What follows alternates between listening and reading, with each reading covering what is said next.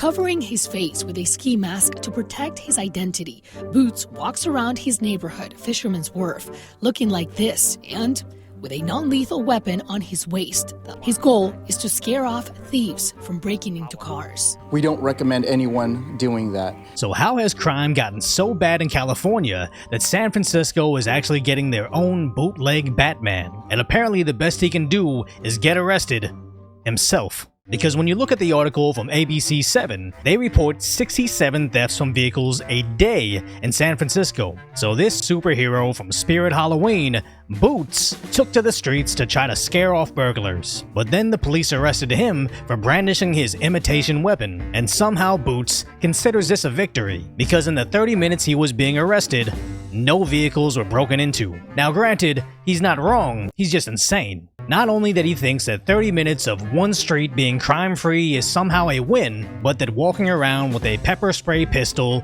dressed like a computer programmer in witness protection, was somehow going to stop thieves. But real-life mass crime fighters don't have the best track record, as back in 2011, this latex-laden lad apparently got in trouble for pepper spraying 4 innocent people, then later got knifed by a dealer before finally retiring his superhero suit, but nearly a decade later was charged himself after an undercover drug bust. So what can Californians do as they're watching their vehicles being broken into seemingly non-stop? Well, if you drive an older vehicle, you can post a sign advertising how broke you are in a poverty Passover of sorts. And if you drive a nicer vehicle, you can roll your window down, sprinkle fake glass everywhere, and try to look like you were already burglarized. But apparently that's no longer effective, as thieves are now dropping QR codes, Bitcoin wallets, and Cash App links, basically extorting people into paying money so they don't get their windows smashed. And even going to extremes like dropping fake parking tickets that also use QR codes that link back to the scammers. So you would think with these cutting-edge criminals, it would actually be easier to find and arrest them through their PayPal and Cash App accounts. But again, this is California, where last year they seemed to prioritize releasing 7,000 S offenders from jail. Last month they proposed a bill to take kids from parents if they don't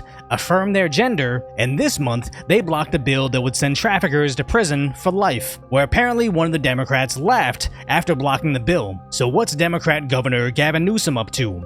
Apparently threatening to fine a school board for banning a book, then purchasing that book to send to the students anyways, as the book made reference to a person the Democrats see as a hero, but from what I could find, that Democrat hero was most known for and later that.